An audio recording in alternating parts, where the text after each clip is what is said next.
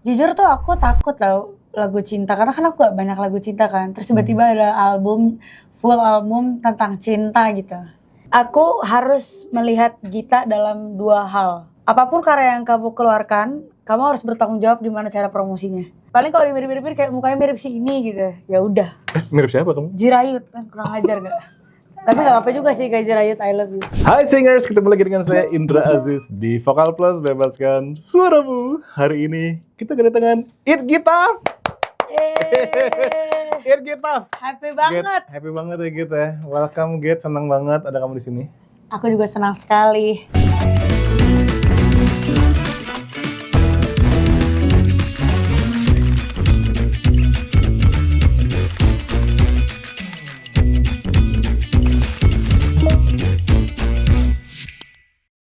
Akhirnya. Iya, finally karena aku biasanya cuma lihat kamu di panggung. Terus sekali kita pernah workshop ya. Iya. Workshop terus kamu cerita tentang asam lambung kamu itu. Iya. Tapi sekarang udah aman ya? Sebenarnya belum aman banget gitu. sih, tapi masih bisa dikendalikan. Masih bisa dikendalikan. By the way guys, udah dengerin belum? Album terbaru dari It Gita berjudul Berusaha di Bawah Hujan. Ini goks sih. Aku pengen membuka gini, gitu. Ini penting banget ya. Karena kalau semua orang lihat ke Spotify kamu, lihat ke YouTube-nya It Gita, ada tulisan The New Era. What's going on? Apakah itu? Apakah The New Era It Gita itu? Sebenarnya ini era eksplorasi yang mungkin di orang-orang tuh umum, tapi di aku tuh masih baru, yaitu semesta cinta, universe cinta gitu. Semesta cinta. Iya, kalau di kehidupan aku kan baru lihat tuh diskografi aku belakangan ini. Gila, ternyata tuh gue nggak punya banyak lagu cinta, bahkan cuma punya 4 Kak. Cuma punya 4, dan barulah di album ini aku benar-benar nulis 12 lagu cinta. Dan itu karena apa? Karena aku sedang cinta-cintanya gitu. Jadi 12 lagu ini buat satu orang yang sama gitu. Karena kalau dulu, aku punya pemikiran gak ada yang worth my pen gitu untuk menulis lagu cinta. Sakitnya juga gak sakit banget. Ya udah aja gitu, kayak semuanya tuh biasa aja. Tapi untuk yang satu ini, dia bisa bikin aku ngerasain yang gak aku rasain sebelumnya.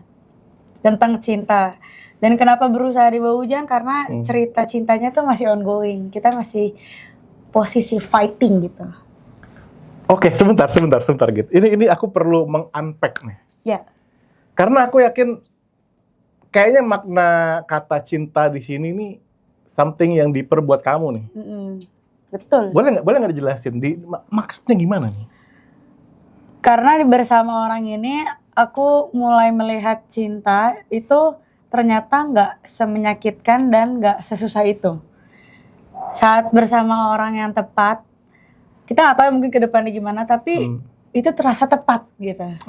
Yang dijalanin itu tepat karena hubungannya itu sehat. Dan melalui album ini tuh kayak aku pengen carilah orang yang bisa bikin lo ngerasa setepat itu gitu.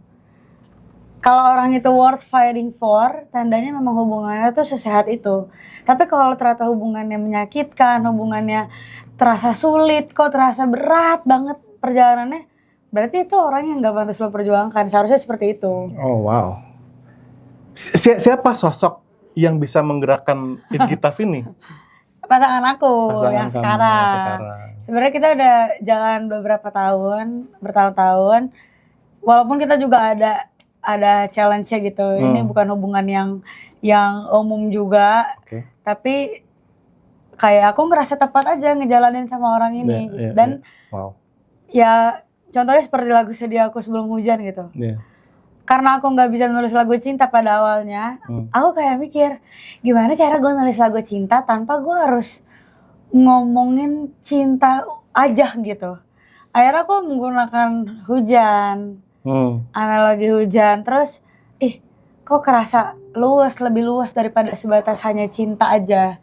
Akhirnya terciptalah Sedih Aku Sebelum Hujan, dan akhirnya hujan jadi ikon album ini. Karena hujan tuh di album ini tuh kayak bisa dibilang tantangan, bisa dibilang kondisi, bisa dibilang situasi yang nggak enak bagi semua orang gitu. Pantesan guys, pas dengerin satu album itu rasanya kayak lagi, karena gini ya, aku tuh penggemar hujan. Tahu kan kalau hujan tuh bau rumputnya, tahu kan? Iya, petrikor. Oh, itu namanya petrikor? Bau hujan sebenarnya. Bau hujan itu namanya petrikor. Iya, petrikor. Itu kan menenangkan ya. Begitupun rasanya pas dengerin album ini. Berasa gitu. Hujannya tuh berasa ya. Tapi aku juga pernah denger gini, kamu pernah menjelaskan ya, bahwa album ini tuh punya 4 movement. Asik. 4 movement guys. 4 movement. Atau 4 chapter atau 4 apa itu namanya tuh? Kalau aku sih bilangnya ada 4 babak gitu. Ada 4 babak di 12 lagu, berarti sebabak 3 lagu apa enggak juga? Iya, sebabak 3 lagu ya. Literally spesifik itu. Enggak, tapi urutannya bener. Urutannya nih sesuai babak. Sesuai babak. Itu bentar. Ini guys ya, kenapa bikin album itu ini big deal, oke? Karena seorang artis bisa bercerita secara utuh nggak sih? Betul. Nggak cuman potongan cuplikan-cuplikan tanpa konteks, tapi the whole thing. Iya. 4 babak guys dalam satu album. Benar banget. Let's take us step by step nih gitu. Oke, singkatnya babak pertama itu pertemuan, bucin mampus, kayak bener-bener ku cinta padamu gitu, kayak honeymoon phase. Iya, bahkan situ ada lirik kayak bisakah serumah gitu. Kayak bisakah kita serumah? Sampai segitu aja ya. Brutal tuh. Brutal banget sih itu. Bucin brutal. Nah, tapi tiba-tiba ada babak, kalau aku sih ngeliatnya ini kayak surprise pace gitu. Surprise pace itu dimana pertama kalinya si perempuan melihat sifat buruk cowoknya. Karena kan semua orang gitu gak sih, kayak awalnya semuanya baik, terus tiba-tiba kita menyaksikan keburukan orang lain dan kita kayak ternyata dia juga punya kekurangan, sahabat gitu. Dan kita jadi kayak langsung, gue bisa gak ya kompromi sama yang ini? Aduh, mana kita udah pacaran gitu, mana kita udah happy-happy banyak lagi, gue bisa kompromi gak ya? Terus akhirnya kita memutuskan untuk kompromi dan itulah surprise pace. Tapi ternyata kompromi pun gak selesai. Masih ada banyak perdebatan sampai akhirnya kayak kalau di hubungan aku kan beda agama. Terus kayak mulai bertanya-tanya, ini kita ngapain sih berantem? Karena kita beda agama juga. Kayak harusnya kita jadi hubungan terhappy di dunia ini. Karena kalau enggak ya mending kita putus aja gitu. Abis itu kita masuk ke tahap 3. Tahap 3 itu dimana kita udah mulai adjustment pace. Adjustment pace itu masih ada cahaya, ada sedia aku sebelum hujan, ada setengah langit sama dere. Itu aku mulai melihat dimana oh, kenapa dia kayak gini tuh mungkin karena masa lalunya dia pernah kayak gini. Oh, gue kayak gini juga karena dulu gue kayak gini. Di situ tuh udah mulai kayak kita harus mulai mengerti deh satu sama lain. Kalau di luar kehidupan cinta kita tuh kita juga punya kehidupan pribadi gitu. Iya. Akhirnya disitulah mulai ada adjustment, mengetahui dia lebih dalam lagi dan dia pun juga begitu. Akhirnya tibalah di commitment phase terakhir. Commitment phase itu ada kita saling jaga, tenang saja ini hanya fase berusaha di bawah hujan. Oh, kita udah memutuskan kita mau komitmen, kita mau kompromi, kita mau saling jaga terus di ekonomi yang buruk, di cuaca yang gak baik. Literally semuanya kita mau berkomitmen. Oke, kita berusaha di bawah hujan. Bagus banget sih, berusaha di bawah hujan ya. Di 4 bagan ini, yang mana ini buat aku nih kayak bisa dibikin film, bisa dibikin teater musikal. Gila sih kalau dibikin teater musikal, keren abis sih. Amin. Iya kan? Dan ini bener banget ya, ketika kita pertama kali bertemu dengan seseorang tuh rasanya tuh dimabuk banget gak sih? Ya kan? Terus tahu tuh ternyata ada sifat-sifat yang kok gini ya. Iya, gitu kan? dalam hati kita kayak gitu. Tapi itu jujur banget loh. Maksudku kamu menuangkan itu dalam karya musik kamu tuh jujur banget loh. Ya kan? Kemudian kamu bilang di sini gue mulai berkompromi atau menerima ya. Dan bagian terakhir itu let's do this. Makanya di yang tadi kamu bilang tuh kalau aku di 12 lagu ini somehow kayak bisa relate banget justru di bagian nomor 3. Yang dimulai dari apa tadi? Sedia aku sebelum hujan, masih ada cahaya sama yang dari ya kan? Nggak tahu ya, karena gini, aku kan usianya lumayan Muda ya. Muda ya kan. Tapi ada satu fase yang aku sebut sebagai midlife crisis waktu itu. Oke. Nah, usia kamu nih harusnya sedang mengalami sedikit quarter life crisis. Betul. Bener? Betul tuh kan nih. Nah, ini tuh sangat relate dengan bagian yang tadi kamu bilang. Gitu. Bener nggak guys? Kalau kalian ngerasain juga, tulis di komentar di bawah ya. Nah, aku mau ngomongin tentang ini, gitu, musiknya. Menurut aku gokil sih. Ya, karena musiknya tuh, aku denger ada country. Betul. Betul ya? Aku denger ada folknya. Aku denger ada pop yang pasti. Tapi nggak tahu kenapa, mungkin karena aku angkatan tua ya. Aku denger ada Dave Matthews. Kamu familiar? Dave Matthews. Kamu familiar nggak sama Dave Matthews? Nggak pernah. Nggak pernah ya?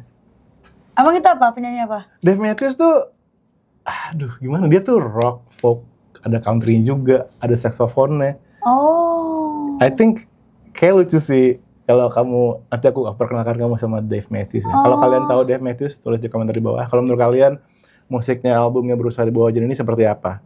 Tapi gini gitu, kenapa memilih jalur ini? Karena kita tahu ya di Indonesia, kenapa tiba-tiba ada genre musik ini? Oke, di mana semua orang sedang ADM barangkali atau segala macam beat, kamu memilih untuk going akustik, ya kan? Ada instrumen-instrumen yang terdengar nggak biasa juga di betul. Musik Indonesia ya. Kayak ada apa sih di satu lagu? Ada mandolin. Ada mandolin tuh, coba kepikiran nggak? Pedal steel juga. Nah itu dia pedal steel, yang mana tuh jarang banget di Indonesia di lagu apa gitu. Coba gitu diterangkan. Sebenarnya aku tuh waktu nulis album, aku kan udah nemu judulnya duluan. Berusaha di Bawah Hujan tuh udah nemu even sebelum lagunya ditulis. Oh gitu? Iya, jadi udah ketemu judul, baru menentukan premis ceritanya, baru habis itu nulis lagunya. Nah, pas pemilihan musik, gak tau kenapa, pas baru udah workshop beberapa kali, aku tuh kayak gak nemu sparks-nya gitu loh. Gak nemu sparks kayak, ngulik lagi gitu. Gak ada tuh kayak gitu, kayak cuman ya udah yang penting workshop, yang penting bawa lagu gitu. Tapi kayak gak bergairah gitu. Sampai akhirnya aku ketemu music country yang jadi inspirasi lagu aku di Sash, karena Sediaku Sebelum Hujan tuh lagu pertama. Pertama yang aku tulis. Dan itu lagunya nuansanya country, itu dia lagu pertama. Aku langsung kayak kok gitu.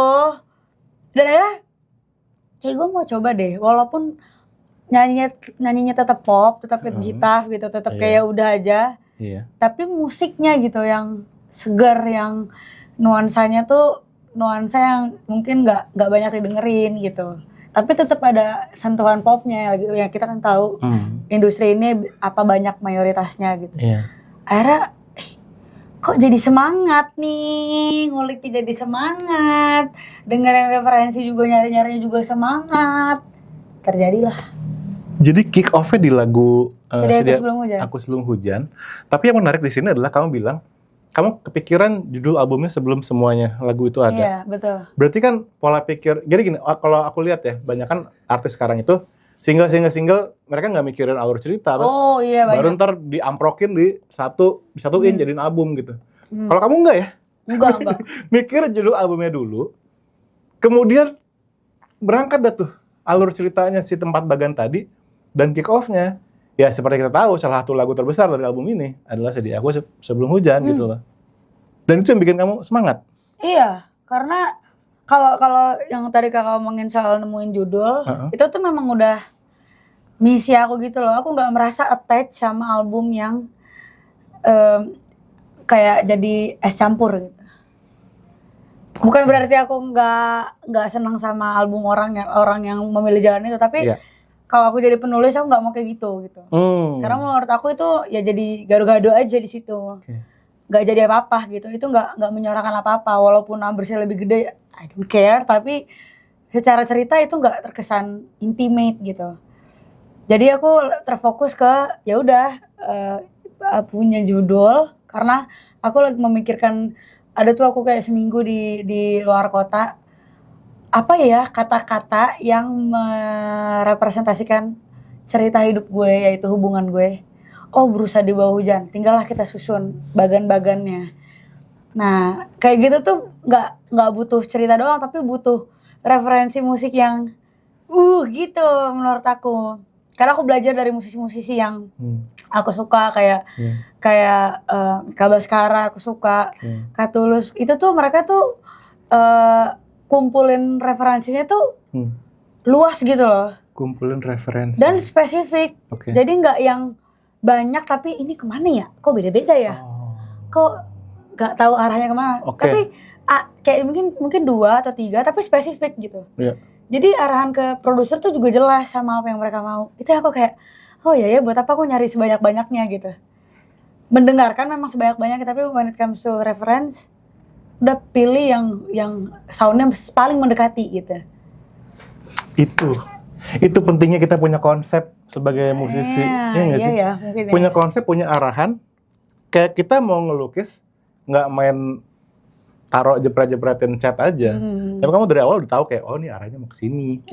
Be specific dengan, karena gini ya gitu. I mean, sebagai musisi kita tahu lah orang nulis satu lagu aja itu intimidating banget. Betul. Ini kamu mikir, gue mau bikin album 12 lagu. Itu kan sangat intimidating, apalagi di era sekarang. Bikin album itu effortnya gede banget gitu. Iya lagi. Tapi buat kamu itu penting ya? For the sake of my story sih sebenarnya. Berat Kak, kalau kakak yang kakak omongin tuh benar banget. Lewat ketertarikan orang untuk album, lewat cara promosi yang sekarang semua serba cepat, ya skip gitu. Terus lewat sekarang momen-momen kolaborasi itu penting banget, apa segala macam, pokoknya banyak banget tuh. Kayak hal-hal yang kayak udahlah single aja lebih less risk dan ya udah gitu. Betul. Nah, tapi itu aku ngelakuin ini kayak cuman for the sake of my story aja. For the sake of my legacy yang akan aku tinggalkan saat aku meninggalkan muka bumi ini, yaitu cerita ini gitu. Karena kayak kakak pasti paham gitu loh, kan kita seniman gitu. Yang kita tinggalkan tuh rasanya tuh harus everlasting. Setuju banget. Daripada yang kayak asal gede, viral, sukses gitu. Menurut aku itu itu nomor sekian. Tapi kalau cerita yang everlasting tuh akan lebih fulfilling. Ngerti sih. Tapi kan gini, kan kamu juga seorang executive musik. I mean, ya kamu sebagai label pun kamu juga harus mikir sisi bisnisnya dong. Dari awal kamu udah mikirin nggak tuh implikasinya ke executive musik seperti apa nih? Kamu keluar segitu banyak modal, segitu banyak energi buat 12 lagu. And then what gitu loh. Cara kamu, strategi marketing kamu seperti apa? Kamu pikirin dari situ sampai segitunya atau kamu fokus ke kreatifnya aja nih? Sebenarnya aku dari lama udah mengaplikasikan satu hal ini. Apa tuh? Dari rahasianya nih. Iya, abis itu ternyata tuh divalidasi sama musisi-musisi besar lainnya lah. Waktu itu aku ngobrol dan ternyata dia juga melakukan hal yang sama. Jadi setiap aku punya karya, aku harus melihat Gita dalam 2 hal. Apapun karya yang kamu keluarkan, kamu harus bertanggung jawab gimana cara promosinya. Tapi kalau misalnya sebelum ketanggung jawab dengan promosinya, kamu harus yakin ini karya yang benar-benar dari hati, tanpa ada gangguan siapa-siapa. Jadi Gita sebagai bisnis dan Gita sebagai musisi, Gita sebagai artis gitu. Nah terus gara-gara hal itu, aku tuh jadi nggak terlalu idealis gitu loh, nggak terlalu kayak ya gue kan ini, gue nggak mau citra gue lalala gitu. Jadi aku setelah aku punya karya dan kita udah mikir ini bisa nih kita jadiin single gitu. Tandanya aku udah mulai melihat Gita sebagai bisnis. Oh, gue tahu nih gimana cara promosinya. Cara promosinya lucu nih, yang cocok sama brandingan aku segala macam.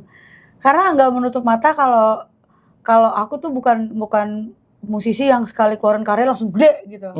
Bukan yang musisi keluarin karya tuh dimakan sama semua orang. Aku bukan tipe musisi seperti itu. Jadi aku tuh kayak ya udah nggak usah terlalu jaim, nggak usah terlalu idealis. Yang penting karyanya udah dari hati.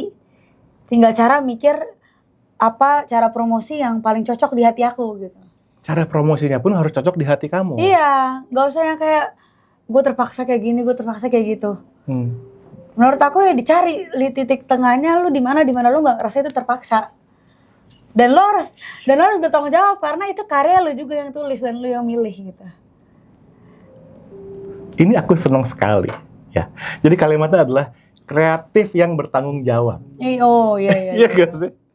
Ya maksudku, kamu pun saat kamu mau keluar, kamu dari awal udah mikir bahkan ini ntar gue promosiinnya gimana ya. Udah sampai segitunya. Iya. Bahkan kamu tadi bilang kamu nggak idealis. Tapi buat aku dengan album kamu Berusaha di Bawah Hujan ini dengan instrumentasi ada mandolin, ada segala macam instrumen yang aneh-aneh gitu. Itu nggak idealis tuh ya. Itu segitu masih aman dah. Aku hanya berusaha bertanggung jawab aja. Oke. Kalau menurut aku ini idealis tapi borderline enggak gitu loh. Kayak kalau ngelihat liriknya sebenarnya enggak idealis. Kalau liriknya itu idealisme aku gitu. Oke. Tapi musiknya ya oke lah, masih bisa dipop-popin apa segala macam. Ya itu aku merasa kata berusaha di bawah hujan aja tuh orang nggak bisa sekali nangkep gitu. Ya udah itu tanggung jawab gue buat memperjelaskan ini tuh kayak gini. Kalaupun aku nggak jelasnya juga ya udah terserah orang gitu. Terserah orang ya. Tapi fansnya It Gitaf nih. Iya. Itu sama nggak sama It Gitaf the content creator dulu? Jujur. Sama It Gitaf music. Jujur kayaknya nggak semuanya. Gini. Kalau yang ngikutin konten aku kayaknya mereka banyak suka aku di albumku yang lama, di single-single aku yang lama gitu. Bisa jadi mereka nggak begitu dengerin aku yang album baru gitu. Yeah. Mereka masih stuck di karya-karya yang hits gitu. Dan itu pun nggak apa-apa juga sebenarnya. Ya kan sih, kayak udah aja gitu. Aku banyak melihat behavior banyak pendengar baru justru. Pendengar baru yang datang dari karena gini, kalau ngeliat dari album aku yang sebelumnya sama sekarang tuh gapnya jauh banget Kak. Aku tuh ngerasa masih banyak flaw gitu di album yang lama dan aku pun mengakui itu gitu. Jadi Berusaha di Bawah Hujan tuh kayak bener-bener penebusan dosa istilah kata. Ini harus digali terus ini ya. Berusaha di Bawah Hujan, penebusan dosanya It Gitaf. Apa yang beda dari seorang It Gitaf nih dari sebelum-sebelumnya? Mungkin kalau di album Mengudara aku ngerasa kayak aku keras kepala gitu sama diri aku. Gue mau ini, gue mau itu gitu. Gue ngerasa ini works, ini idealisme gue nggak nyaman ngelakuin apapun my way gitu.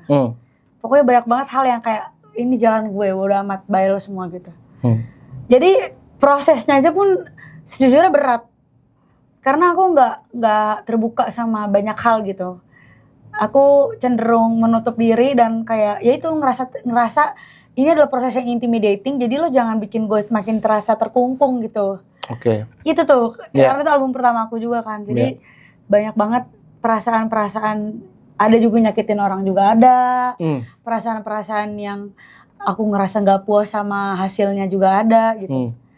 Jadi banyak ininya sih, banyak bittersweet memories-nya gitu di selama proses mengudara. Tapi di Berusaha di Bawah Hujan ini aku bener-bener kayak istilah kata telanjang gitu Kak. Bener-bener terbuka telanjang semuanya. Kayak aku nanya, aku bisa diskusi, aku nggak ngerasa ini hal yang intimidating lagi. Aku minta input orang, aku ngelihat kira-kira visual apa yang lebih bagus karena aku kan gak sejago itu. Jadi aku tanya lagi kira-kira apa yang bisa di-elevate, apa segala macam gitu. Karena yang aku sadari orang-orang sekitar aku tuh sayang sama aku gitu.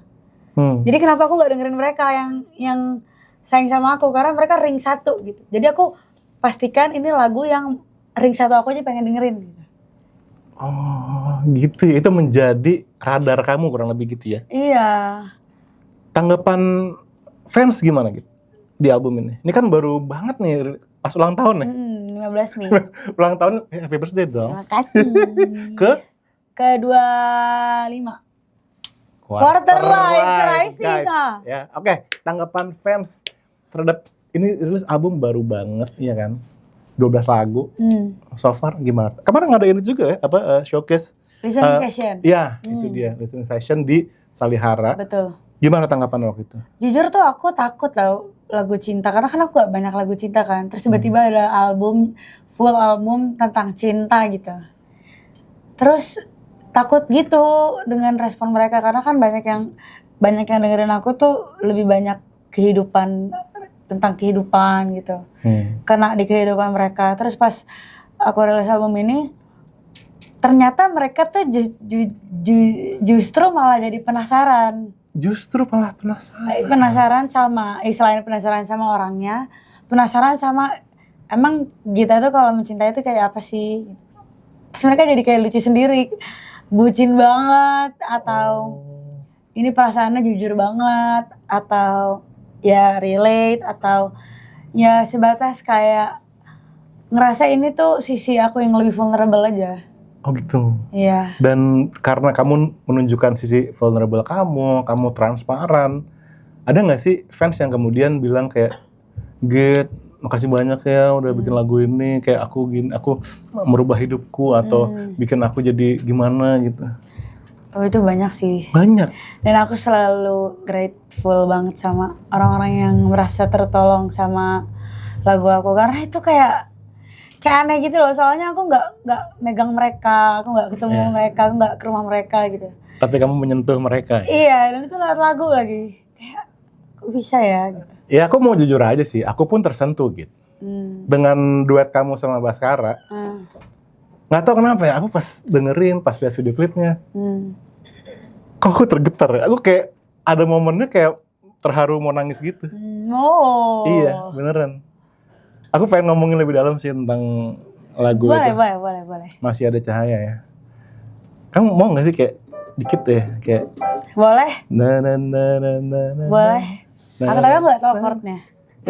Gampang. Bebaskan suaramu, asik. Bebaskan suaramu. 1, 2, 3. Di balik mendung hatimu, kulihat sesuatu di situ. Masih ada cahaya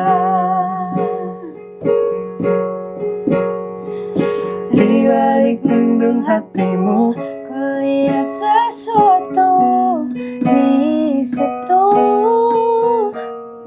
Masih ada cahaya.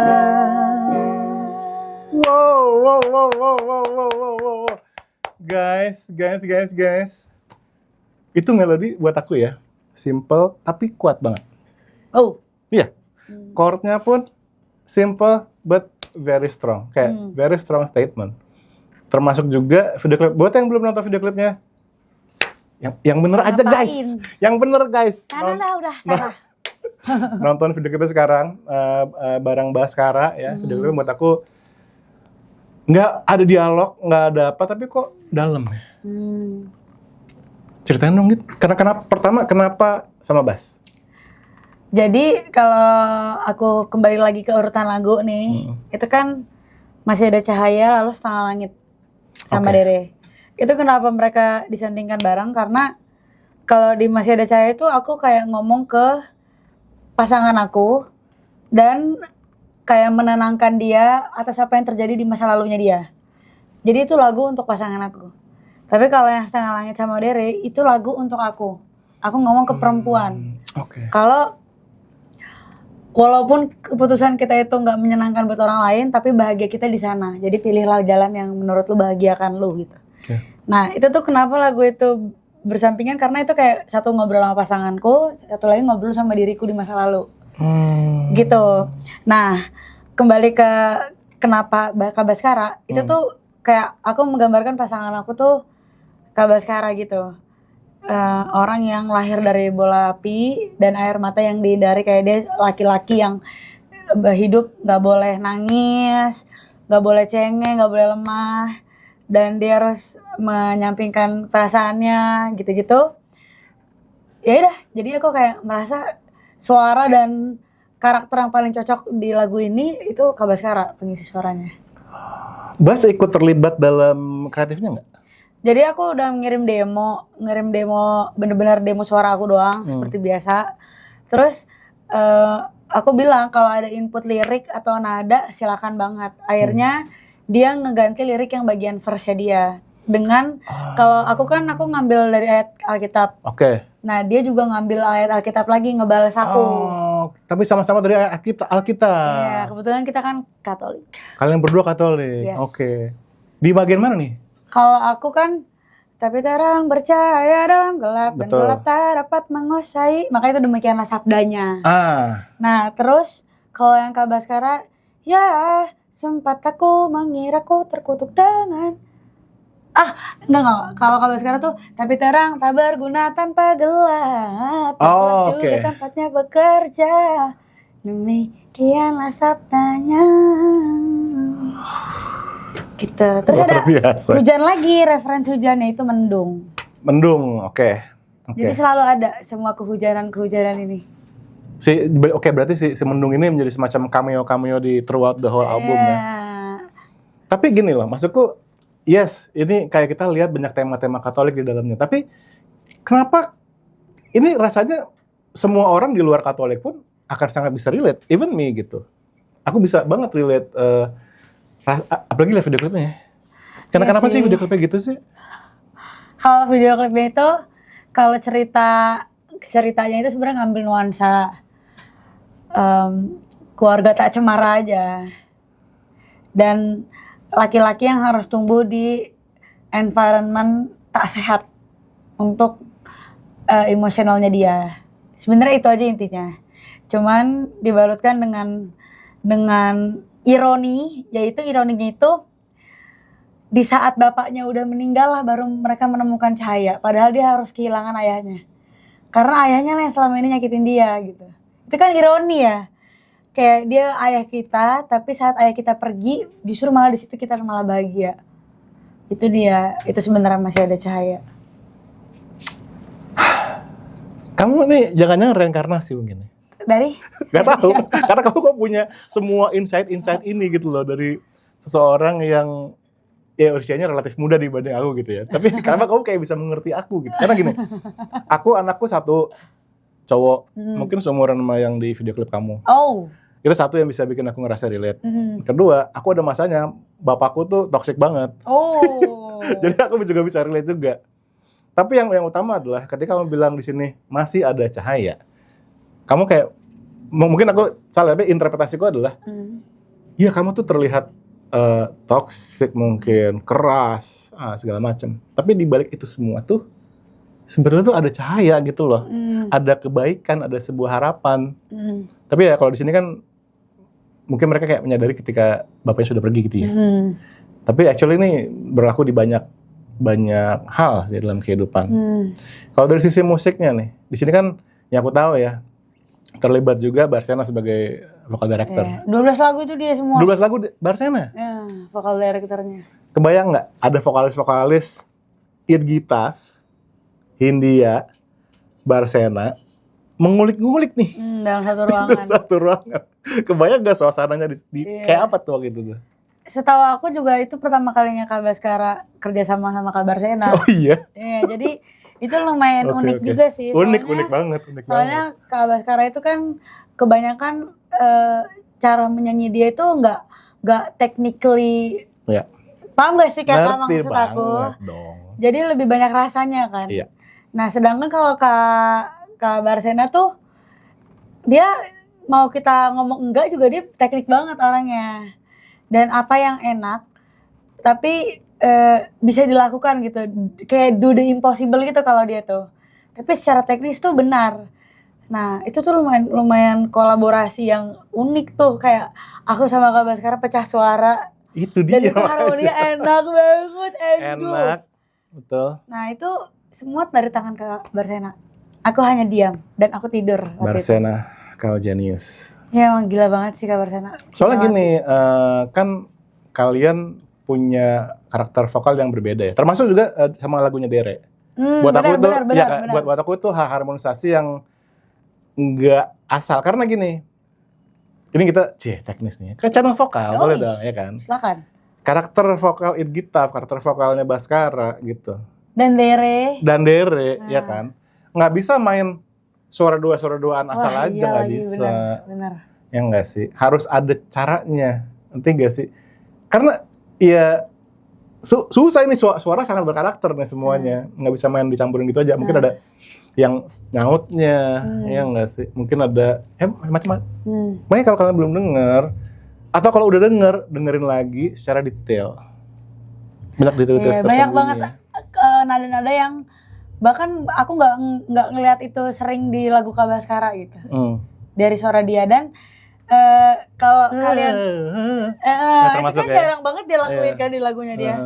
Kalau bahkan sama Dere pun, aku baru ingat yang sama Dere tuh nggak pakai vocal director, jadi kita berdua doang. Sama Kak Lava, seru banget sama Terus itu tuh bener-bener ada momen dimana nggak tahu ini siapa yang nyanyi. Karena suara kita sama itu jadinya.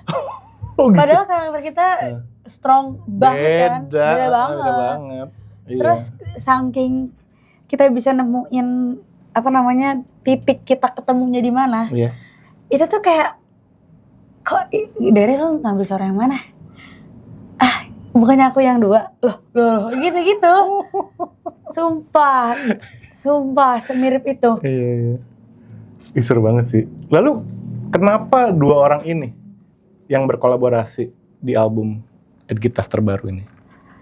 Kalau Kak Baskara itu karena emang tadi yang aku rasa dia orang yang paling cocok untuk merepresentasikan luka di album ini, luka di lagu ini.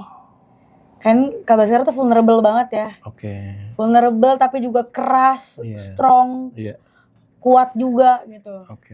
Nah kalau Dere, karena aku lagi ngomong sama perempuan dan aku anggap dia tuh masa kecil aku, masa lalu aku butuh orang yang dekat sama aku gitu secara on personal level gitu. Kamu emang dekat sama Dere? Dere deket banget. Deket banget guys. Berarti kalian dalam hal tulis menulis sering bertukar ini gitu mungkin? Ini lagu aku pertama yang nulis bareng. Jadi sebelumnya aku nggak pernah nulis bareng siapapun. Jadi cuma Dere. My bestie. Berarti emang ini album kamu banget berarti ya?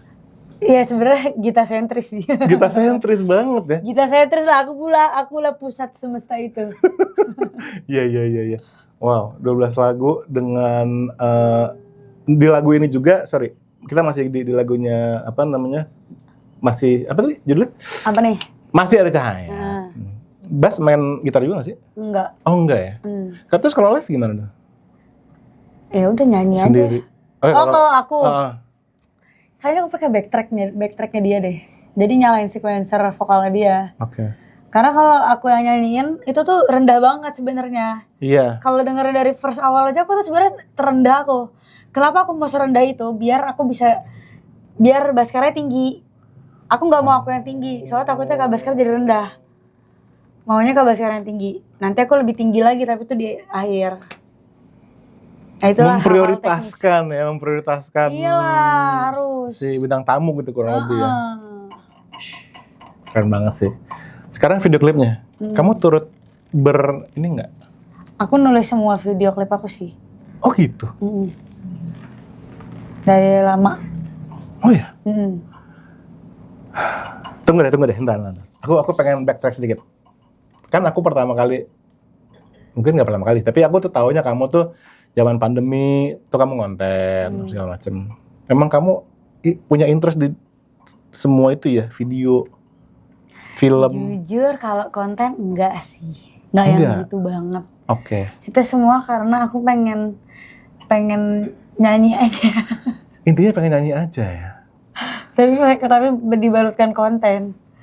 Tapi berbalutkan konten. Tapi kan di situ ada editing, ada segala macam gitu. Itu juga editing kentut kakak.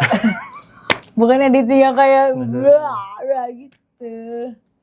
Tapi maksudku yang aku seneng dari seorang Ed Gitaf adalah kamu mikirin semua gitu loh. Oh itu benar. Aku itu orangnya sebenarnya nggak micromanage. Tapi aku pengen tahu orang ngerjain apa di aku. Dan aku pengen ngasih input terus gitu. Orang nggak micromanage, justru aku cenderung orang yang percaya aja gitu. Nih gue kasih tahu lu, gue minta lu kerjain, banyak cincong ya, kerjain gitu. Nah tapi aku juga pengen tahu lu gimana kerjaannya gitu. Gak yang kayak ini harus detail banget. Tapi kalau visual tuh aku detail. musik aku detail. Tapi kalau perintilan konten apa itu aku kayak gitu, sikat-sikat gitu. Dan kelihatan banget gitu. Kamu tuh enjoy banget ngerjain semua ini. Iya gak sih? Siapa lagi yang mau ngerjain? Oh iya juga sih Aku kan bener. indie. Itu sebagai anak indie begitu ya. Aku bener kan juga indie sih. bro. Nah itu dia. Ini salah satu kesulitan indie adalah kamu nggak ada yang nyambuk. Nyambuk. Oh, Kerja loh. ada dong. Oh ada. Kakak saya sendiri. Oh kakaknya sendiri. Kakak saya itu seperti manajer kamu berarti? Bener, manajer aku yang dia itu seperti Kim Jong Un. Kenapa kita musik bisa selalu mengarah ke depan itu karena ada Kim Jong Un. Ada Kim Jong Un dalam tim itu. Dan itu kakak saya sendiri. Kamu sendiri. Pak. Oh. Ayo album. Oke. Ayo duetnya itu yang bilang suruh duet juga dia. Oh gitu. Iya. Terus dia bisa nih misalnya nih kayak kan aku kasih lagu-lagu aku nih. Iya. Misalnya aku kasih lagu apa gitu. Berusaha di bawah hujan deh, berusaha di bawah hujan. Aku kasih dengar demonya. Dia bilang, gue belum dapet sih. Jujur. Apa maksudmu belum dapet tuh apa? Gitu. Nah, terus. Tapi ada juga yang kayak aku kasih dengar. Ini lagunya. Gimana? Gue yakin nih lagu ini. So far firasatnya gimana? Real. Jadi kalau aku tuh nggak ada sense kayak gitu. Tapi kalau dia ada. Wow. Tapi kita pengen nonjok dia gitu. Kalau misalnya. Oke. Aku berusaha di bawah hujan, aku suka banget demonya. Dia kayak, gue belum dapet sih. Gue belum dapet lagi. Jadi kan kita apa nih yang nggak dapetnya apa nih? Akhirnya aku godok lagi. Dan ternyata bener aku lebih suka yang baru daripada yang lama. Oh gitu. Yang bikin sakit kepala sih. Tapi seru ya ada kakak sendiri yang bisa dari satu tim yang juga bisa jadi ngasih feedback yang jujur ya. Dia kupingnya pasar banget sih. Oh itu paham gak sih kuping pasar? Ngerti banget. The rest of the family ada gak selain kakak kamu yang terlibat nih? Abang aku lighting aku. Oh gitu? Iya jadi kalau lagi keluar kota tuh kayak tiga-tiganya keluar rumah. Kalau lagi event. Ya ampun. Dado yang ada di rumah, cuma mama papaku ya pacaran terus. Ih seru banget deh. Tapi di keluarga kamu ada yang bermusik juga? Gak ada yang jadi musisi. Lah itu makanya. Nah itu dia makanya. Kenapa kamu jadi musisi? Apa karena kamu orang Medan? Bisa jadi ya. Aku juga gak tahu. Oh gitu. Tapi ya lucu juga ya maksudku. Itu seru sih, penting banget sih. Kalau kata mama aku bisa jadi musisi karena aku pinter ngomong katanya. Kan kurang ajar ya. Tapi emang kamu pinter ngomong sih Git. Itu kayak, harus cantik-cantik jadi yang ngomong lah gitu. Jadi dia gak yang kayak kamu emang cerdas itu enggak dia kayak pinter ngomong dia itu. Pinter ngomong. Pandai-pandai lah dia nulis gitu. Tapi mama kamu jago nyanyi juga gak? Agak jelek. Tapi kenapa orang Batak rata-rata pinter nyanyi? Kayaknya karena kita gereja sih. Karena gereja. Di situlah kita show off itu di situ. Show off pertama kali ya? di situ. Tapi aku senang banget sih maksudku di sini tuh di karya kamu ada keluarga di sana, ada spirituality di sana, dan itu semua cerita tentang cinta, cerita tentang kehidupan, which yang mana membuat karya kamu jadinya relatable dan deep sih kalau menurut aku, dan even relate buat semua kalangan gitu. Even me yang udah tua gini dengerin lagu-lagu kamu, aku masih bisa enjoy banget gitu loh. Nah dari ke-12 lagu nih gitu, ya kan, buat kamu personally, mana sih yang kayak damn ini meaningful gila nih? Kalau secara keseluruhan, my personal favorite itu adalah Mendung. Mendung, lagu nomor 5. Why? Karena Mendung tuh paling, itu tuh bener-bener cuman aku referensinya cuman Adele. Adele itu kan banyak banget lagu dia yang cuman sama piano. Dan aku juga pengen mewujudkan itu. Aku tahu banget lagu balad di Indonesia tuh identik sama orkestra, string section, sama kemegahan gitu. Modulasi yang megah gitu. Betul. Aku nggak mau nampilin itu. Karena ini kan jadi balad pertama aku.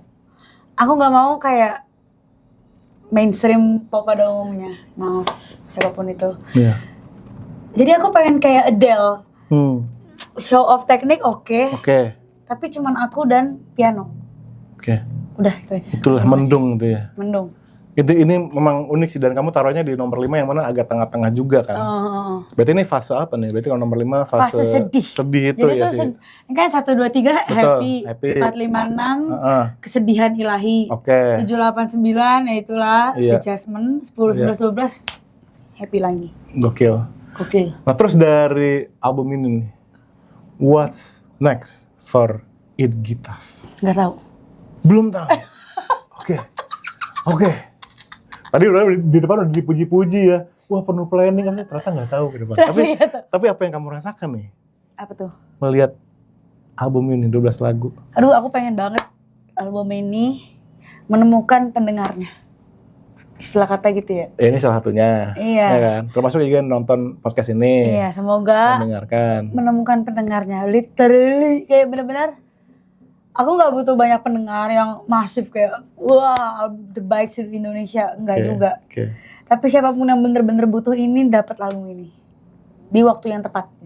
Aku percaya sih sebuah karya itu akan menemukan pendengarnya tanpa harus kayak dipaksakan sih. Ya kan? Iya. Percayanya gitu kan. Iya. Walaupun mungkin bisa kapan 5 tahun lagi atau apa gitu. Tapi kayak ya aku put faith into my work. Iya. Kamu ada pesan yang mau kamu sampaikan buat pendengar kamu di sini?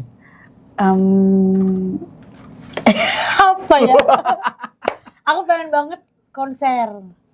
Ayo dong. Kenapa enggak? Tahu. Tahu ya. Tapi Belum itu salah satu cita-citanya It Gitaf. Oh iya Kak. Konser solo. Iya. Seperti apa sih konser solonya It Gitaf dibayangkan? Di otak aku ya. Ya mungkin nggak yang kayak masif banget sih. Karena menurut aku in this economy kayaknya susah. Aku balik lagi aku bukan yang kayak jual tiket langsung ludes. Jadi aku cukup tahu diri. Pengennya tuh yang intimate tapi tetap menutup istilah kata gitu. Dan bener-bener nggak dilakukan secara grande tapi secara vulnerable gitu. Menurut aku ya. Bisa ya dibayangkan. Iya. Oh kebayangnya ya intimate sih. Jangan di tempat yang terlalu gede dan nggak akrab gitu ya. Iya, itu dia, nggak akrab itu. Band kamu juga selama ini selalu solid ya? Bukan lagi. Udah berapa lama jalan bareng? Dari awal karir, berarti gitu. 5 tahun. 6 tahun. Siapa aja sih anak-anaknya? Orang gereja. Awalnya. Tapi mereka itu, jadi aku berawal dari, aku punya kenalan dari abang aku, saksofonis gitu. Lama-lama dia jadi sequencer aku. Dia yang nyariin player. Nah terus sekarang player aku udah keren-keren semua. Sukses. Sendawa dia. Udah Sukses ya. Yang penting banget sih punya band yang solid ya. Iya sih. Berantem nggak? Nggak pernah. Janganlah. Oh gitu. Ya, sebenarnya lebihnya kalau mereka cowok semua kan. Jadi nggak drama. Iya. Mungkin kalau ada ceweknya ya gitu kayak gitu. Bener juga sih. Ini kayak cowok, mereka bukan yang kayak tipe yang ngomongin orang gitu. Jadi ya udah happy terus, capeknya bareng-bareng. Oke, Git. Ini sekarang kita masuk ke hal yang segmen terakhir barangkali ya. Apa tuh? Aku pengen nanya kamu soal pertama tentang vokal dulu deh, Aduh, ini yang paling aku takut. Kan kamu nggak tahu ya, aku mungkin pernah dengar kamu sebenarnya nggak basic kamu tuh nggak vokal banget sebetulnya. Oh memang. Nah maksudnya gimana itu? Makanya ini ketakutan saya datang ke sini tuh. Diuji vokalnya. Napasnya nggak bagus. Oh gitu. Nggak bisa tinggi. Tapi kamu gimana kan jadwal kamu dengan manggung sebulan 8 kali? Tidur jawabannya. Pasti semua musisi setuju. Yang penting tidur cukup. Tapi bener kan? Wah itu bener banget. Tidur, yang penting istirahat. Kalau udah saat istirahat, udah diem. Jangan banyak teriak-teriak, jangan banyak Oh gitu. Tapi kamu yakin nggak mau ambil lebih dari 8? Aku bisa ambil dari 8. Kan itu minimal. Oh minimal. Kirain kamu batasin 8 maksimal enggak ya? Kak, kita kan nikmati. Iya betul. Belum balik modal nih sih aku. Ya itu dia, otak bisnisnya tentu harus berjalan juga. Aku bilang kayak sekarang tuh musisi harus 360 derajat sih. Mikirin kreatifnya, mikirin bisnisnya, mikirin marketing, dan ya ini contohnya. Amin. Kamu ngelakuin semua itu gitu. Dan buat aku ini tema yang berulang-ulang kali aku bilang bahwa penyanyi yang kayak gitu, musisi yang kayak gitu, itu unstoppable. Siapa yang mau berhentiin It Gitaf? Misalkan kalau penyanyi kadang-kadang berhenti gini, Git, habis nggak ada lagi nulisin lagu buat aku. Kamu mana ada cerita begitu? Bener nggak? Iya habis sih. Nggak bisa. Ada yang aku mau nulisin. Iya kan? Ayo sini nulis sama aku. Makanya maksudku semoga teman-teman yang nonton juga terinspirasi nih buat menjalankan apa yang dilakukan oleh It Gitaf. Amin. Apalagi label sendiri It Gitaf Musik sebagai indie juga, dan itu berawal dari start small dari teman-teman gereja, dari kakak sendiri manajernya. Maksudku kayak nggak usah mikir jauh-jauh, start small and then look how big It Gitaf is now gitu. Dari sesuatu yang kamu mulai. Bener nggak sih?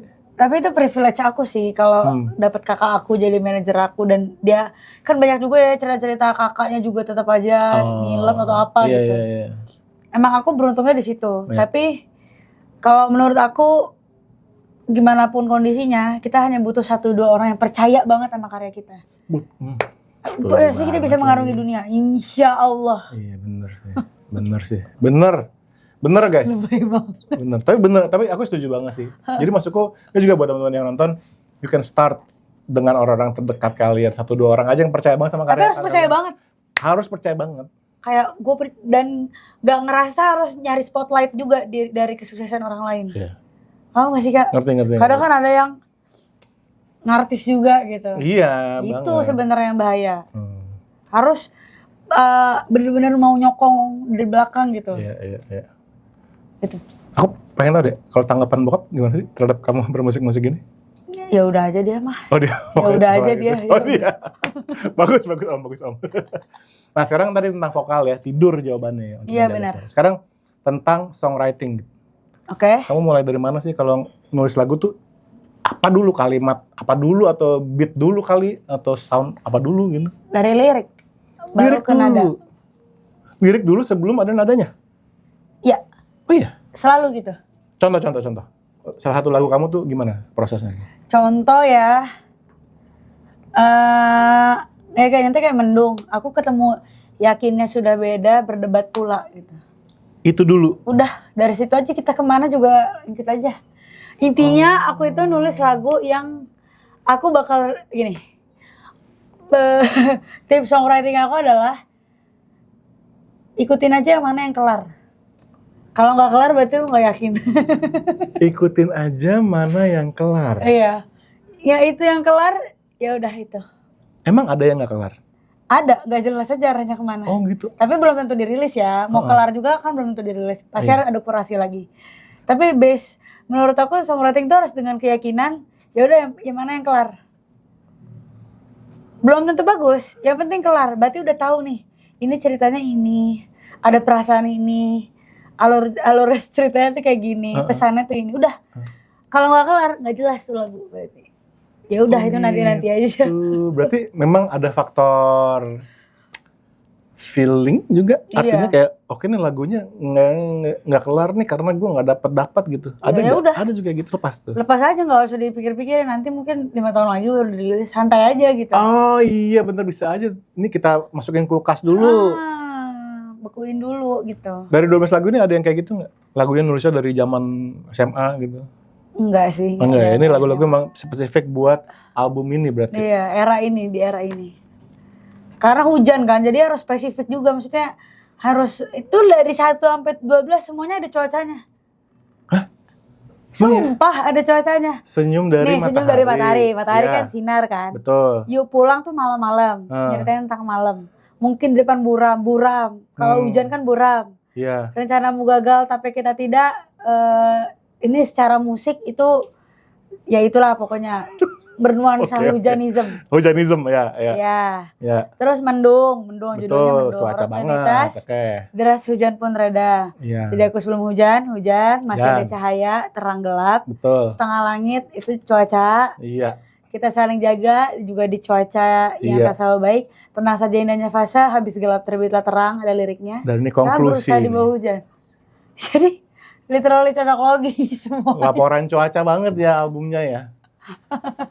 Kita udah ngobrol tentang album, ya kan? Udah ngobrol tentang salah satu lagu yang favorit aku juga, yaitu Masih Ada Cahaya. Kita udah ngobrolin tentang gimana Idgitaf ngerawat vokalnya. Kita udah ngomongin tentang songwriting-nya. Nah ini udah sampai di penghujung podcast. Tapi yang saya tahu, Idgitaf tuh paling sebel kalau disuruh pulang.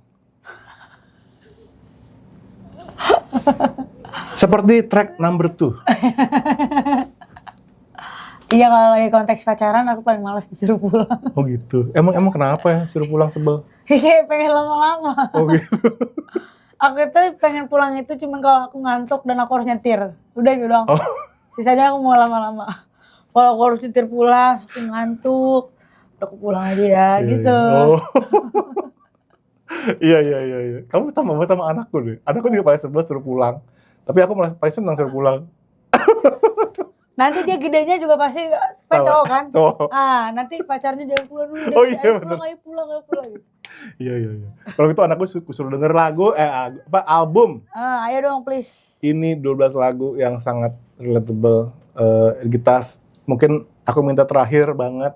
Kamu kasih semangat. Karena yang nonton kita juga nih banyak yang pengen juga nih berkarya, pengen juga nulis lagu, pengen juga nyanyi seperti Idgitaf. Tolong kasih pesan dan kesan kamu dong buat mereka. Pesan aku, jangan berusaha jadi orang lain. Karena gak ada yang peduli kalau kamu sama kayak orang lain. Iya sih. Sumpah. Sih, itu real banget. Jadi sih. aneh. Jadi aneh, iya sih. Itu real sih. Tapi kamu pernah nggak sebagai penyanyi ada di fase kayak gue mirip orang gitu? Pernah nggak? Enggak sih. Enggak ya? Dan gak dimirip-miripin juga. Paling kalau dimirip-miripin kayak mukanya mirip si ini gitu. Ya udah. Mirip siapa kamu? Jirayut kan kurang ajar gak? Tapi gak apa juga sih kayak Jirayut, I love you. Dia lucu banget. I love you Jirayu. Lebih ke dimiripin Jirayut aja mukanya. Oke, berarti next video klip harus featuring Jirayut. Oke guys, Idgitaf langsung dengerin albumnya 12 lagu. Gokil, enak banget. Dan total video klipnya udah ada berapa yang ada video klipnya? Yang ada video klipnya 1, 2 3 deh. 3 video klip guys ya. Tapi kalian wajib banget please nonton Masih Ada Cahaya video klipnya. Kalau nggak nangis kalian tulis di komen ya. Kalau nangis tulis di komen juga. Iya betul. Oke. Idgitaf, thank you banget untuk menutup podcast ini. Kita mesti ngomong bebaskan suaramu sama-sama. Oke. Oke? 1, 2, 3. Bebaskan suaramu. Bye-bye. Bye bye. Thank you, Git. Gila seru banget sumpah. Sumpah sih.